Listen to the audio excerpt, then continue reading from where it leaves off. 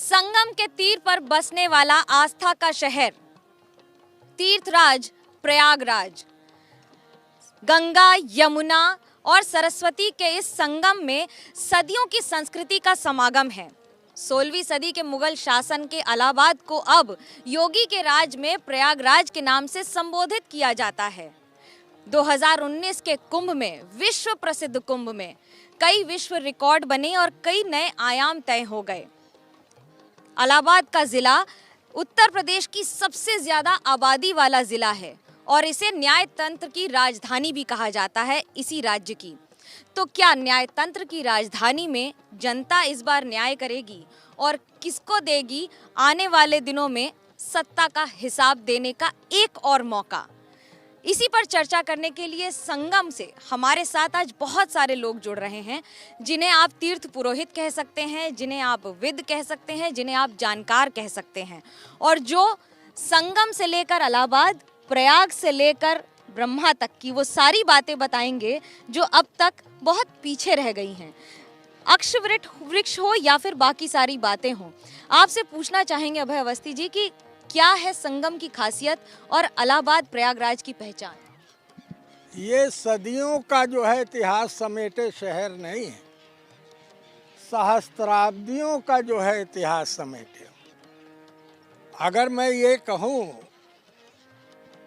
कि सृष्टि का आरंभ ही प्रयागराज और सृष्टि ही नहीं, सृष्टि में रहने के जितने भी सलीके हैं उन सब का आरंभ ही प्रयाग है। क्यों? प्रयाग का मतलब है जो है यज्ञ, और यज्ञ का अर्थ होता है जो है आरंभ। तो जितनी भी विधाएं हैं हमारे जीवन की वो इसी शहर और इसी भूमि के टुकड़े को ही प्राप्त है। ये प्रयागराज। मनोज जी, आपके शब्दों में प्रयाग क्या है? प्रयाग का सबसे तीर्थ है संगम, तो इसीलिए हम सब कह रहे हैं चलो जी चलो आज संगम नहाए, चलो जी चलो आज संगम नहाए, लिए हाथ हाथों में गोता लगाए, लिए हाथ हाथों में गोता लगाए, चलो जी चलो आज संगम नहाए। और कैसे बुलाया है संगम ने, आओ नहाओ नहाओ, यहाँ पाप धो बहाओ, यहाँ धर्म की कर्म की बात होगी, यहाँ प्राण की मर्म की बात होगी, चलो गीत लेकर भजन से भुनाए, चलो गीत लेकर भजन से भुनाए, यही पुण्य लूटे यही धन कमाए, यही पुण्य लूटे यही धन कमाए, चलो जी चलो आज संगम नहाए। संगम आप आएंगे तो आपको अब अलग अंदाज में पुरोहित मिलेंगे, तीर्थ पुरोहित कहते हैं। राजेंद्र जी, आप ही बता दीजिए तीर्थ पुरोहित होते क्या हैं और संगम में ही क्यों मिलते हैं? देखिए, है क्या, सनातन धर्म की जो व्यवस्था है ये संगम, यहाँ पर सारे धार्मिक कृत्य जो कराने के लिए अधिकृत हैं वो हैं तीर्थ के पुरोहित। पहले हम लोगों को पंडा शब्द से कहा जाता था, जिसे थोड़ा सा आज के लोगों को उसको अटपटा लगा, तो हम लोगों ने तीर्थ के गुरु के नाते, तीर्थ गुरु हैं इस नाते हम लोगों ने तीर्थ के जो भी विधान से क्रियाकर्म कराते हैं, तो इसलिए हम लोगों ने अपने को बदल के तीर्थ पुरोहित शब्द जोड़ दिया कि लोगों को सुनने में जानने में वो बड़ा स्टेट लगता था। ये थोड़ा विस्तृत है और लोगों को इसमें जिज्ञासा होती है कि ये क्या है। भाई तीर्थ है, जहाँ भी तीर्थ है वहाँ पुरोहित है, तो इसलिए हम लोगों ने इसको तीर्थ पुरोहित नाम दे दिया कि हम तीर्थ के पुरोहित हैं। समय के साथ बहुत कुछ बदला है राजेश जी। अगर अब मैं आऊँ यहाँ पर तो आप मुझे तीर्थ पुरोहित के तौर पर कैसे बताएंगे कि यहाँ संगम में क्या खासियत है, वो हमारे व्यूअर्स को बताएं।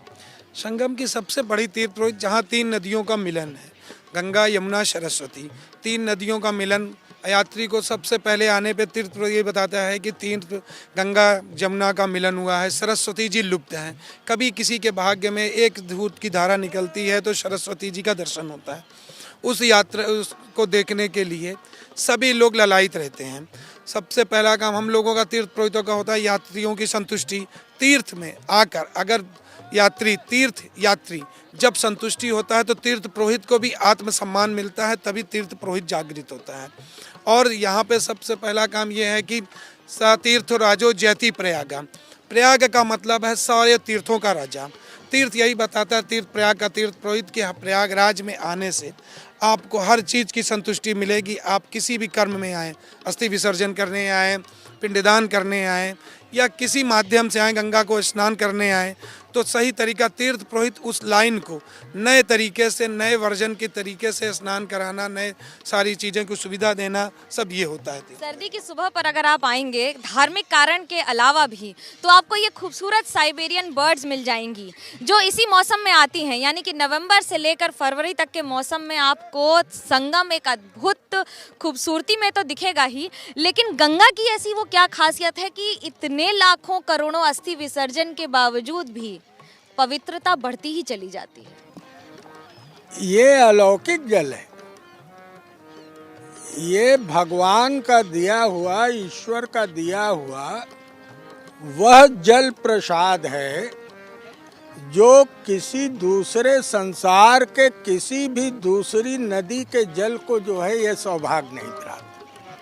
ना अमेजन को, ना टिग्रिस को, ना नाइल को, ना वोल्गा को या दुनिया की किसी नदी को के जल को ये सौभाग्य नहीं प्राप्त है जो हमारे प्रयागराज में गंगा यमुना सरस्वती के मिलन के जल में। और क्या खासियत है, कुंभ मेले में, माघ मेले में जो प्रतिवर्ष होता है और 6 वर्ष में अर्ध कुंभ और 12 वर्ष में जो है महाकुंभ, तो कुंभ मेले में एक मुहूर्त होता है अमावस्या का ब्रह्म मुहूर्त। उस मुहूर्त पे कहा जाता है कि ये जल अमृत हो जाता है। कैसे हो जाता है कि समुद्र मंथन के बाद जब राक्षस जो है अमृत का घड़ा लेके भागे तो तमाम तीर्थ सेंटरों पर तो छलका वो घड़ा, लेकिन वो घड़ा प्रयाग में ही आकर गिरा।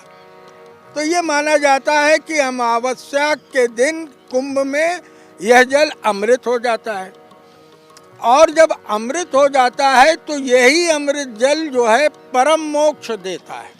मोक्ष तो मिलेगा, लेकिन इस बार मोक्ष के लिए कौन से संगीत का इस्तेमाल हो? इसीलिए कहा गया है आशुतोष जी के साथ, कुंभ पर्व स्नान का फल है भक्तों भारी, कुंभ नहाए जो सब सुख पाए वो हो जीवन सुखकारी।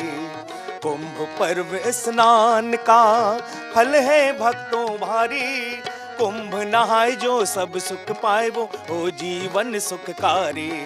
कुंभ पर्व स्नान का गंगा यमुना सरस्वती की निर्मल बहती धारा, त्रिवेणी है परम मनोरम वेणी माधव द्वारा, वेणी माधव द्वारा संगम में स्नान करें, संगम में स्नान करें फिर रहे न कभी दुखारी। कुंभ नहाए जो सब सुख पाए वो हो जीवन सुखकारी। कुंभ पर्व स्नान का नाम तो बदला है, लेकिन नाम के साथ साथ और क्या बदला है?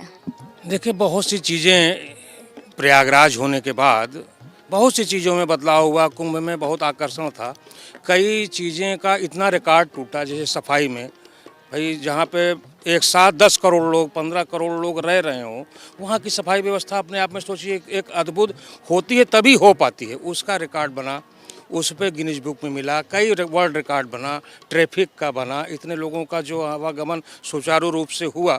कुल मिलाकर के हमारा जो कुंभ का आयोजन था वो अच्छा था, और कुंभ के साथ साथ पूरे शहर की व्यवस्था को भी, यातायात को भी, पूरा रेलवे स्टेशन से बस स्टैंड से सारे लोगों को जो आगमन संगम तक कराना था। आकर्षण तो यही है, कहीं से कोई आएगा, हवाई जहाज से आएगा, पैदल आएगा, इसी आकर्षण केंद्र पे आएगा। ऐसी क्या खासियत है जो इतना बड़ा आकर्षण बना है और बना ही रहता है? सबसे आकर्षण के केंद्र हैं तो गंगा यमुना सरस्वती। प्रयाग की धरती, गंगा यमुना सरस्वती ही आकर्षण का केंद्र होती है। आप कभी भी देखिए, शहर में रहिए, शहर का तापमान और जब गंगा किनारे एक बांध बना हनुमान जी का, उसके नीचे आइए, उसके तापमान में अंतर देख लीजिए। आपको एक आत्मसंतुष्टि मिलती है। जब बांध के नीचे उतरेंगे तो एक आत्म संतुष्टि मिलेगी कि हम कहाँ हैं, संगम में। उस धारा को देखने से, आप कभी भी स्नान करने से, प्रयाग में स्नान करिए। मौनी अमावस्या को लोग एक दिन पहले से ही मौन हो जाते हैं, मौन हो के दूसरे दिन स्नान करते हैं। रात 12 बजे से स्नान चालू हो जाता है। तो एक आत्मसंतुष्टि से ही यही मिलता है कि गंगा यमुना में स्नान करने से ही सबसे बड़ी आत्मसंतुष्टि होती है। आत्मसंतुष्टि तो है, लेकिन वो ऐसी कौन सी खासियत है जो अद्भुत रहती है और हर बार चुंबकीय शक्ति की तरह हर बार दुनिया के करोड़ों लोगों को खींचती रहती है? देखिए, बहुत संक्षिप्त शब्दों में कह रहा हूँ कि वो जो चुंबक है, कि एक दिन क्या कल्पना करिए, 2 कल्पनाओं को लेके चलिए कि एक दिन कुछ घंटों के मुहूर्त के बीच में एक बूंद जल का आचमन 0 डिग्री टेम्परेचर पर कपड़े उतार कर और 10 करोड़ लोग इसी संगम के जल पर जब कूदते हैं, वो नज़ारा तो देखिए। और क्या है चुंबक, कि मोक्ष तो आपको तमाम धार्मिक सेंटर पे मिल जाएंगे। बनारस में भी मोक्ष है, आपके जो है उज्जैन में भी मोक्ष है, पुष्कर में भी मोक्ष है, मथुरा में भी मोक्ष है। लेकिन हिंदू धर्म की मान्यता के अनुसार पुनर्जन्म की थ्योरी है, और सेंटर पे जो मोक्ष मिलेगा तो पुनर्जन्म होगा और फिर से संसार की कठिनाई, आटा दाल चावल की कठिनाइयों से जूझना पड़ेगा। लेकिन प्रयागराज एक ऐसा सेंटर है जहां पर अगर ईमानदारी से मोक्ष मांग लिया तो ये नो रिटर्न जर्नी है। एक बार ऊपर गए तो फिर नहीं आना है धरती। आप ही बता। प्रयाग की महिमा इसी में है। आशुतोष जी के साथ किसी प्रयाग नगरी बसे संगम के तीरे, प्रयाग नगरी बसे संगम के तीरे, जहाँ गंगा मैया यहाँ यमुना मैया, जहाँ गंगा मैया जहाँ यमुना मैया, जहाँ सुरसत की धार बहे धीरे धीरे, प्रयाग नगरी बसे संगम के तीरे, प्रयाग नगरी बसे संगम के तीरे। और कैसे, तीनों लोक से न्यारी नगरिया, राजा इंद्र की प्यारी नगरिया, तीनों लोक से न्यारी नगरिया, राजा इंद्र की प्यारी नगरिया। देखो संग विष्णु के करे तीर्थ जी, देवो संग विष्णु की करे जी, देवो संग विष्णु की करे जी। मेला कुंभ में लगे त्रिवेणी के तीरे, मेला कुंभ में लगे त्रिवेणी के तीरे, प्रयाग नगरी बसे संगम के तीरे, प्रयाग नगरी बसे संगम के तीरे। क्या खूबसूरत गायन है मनोज भाई का।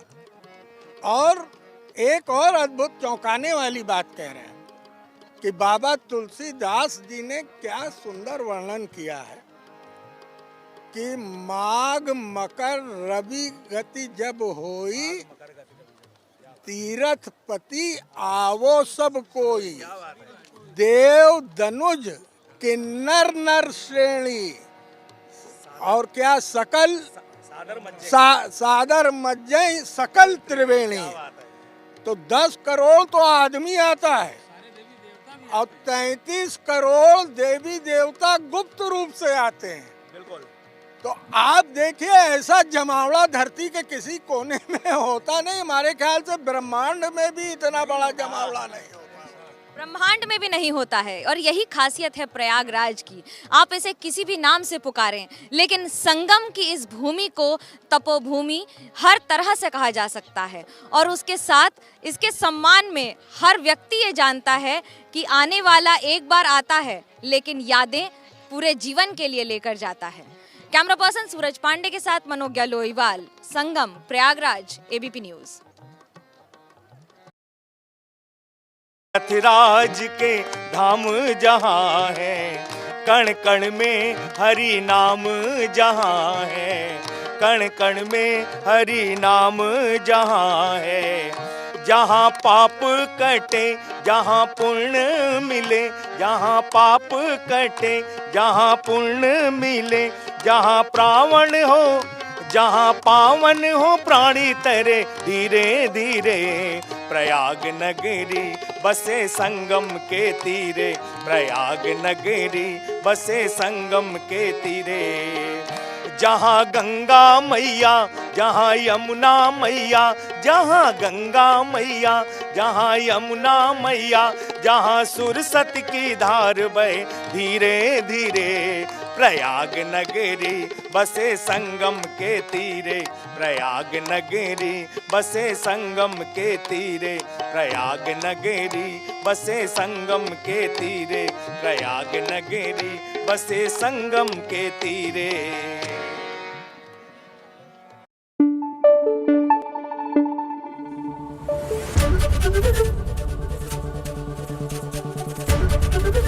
एबीपी न्यूज आपको रखे आगे।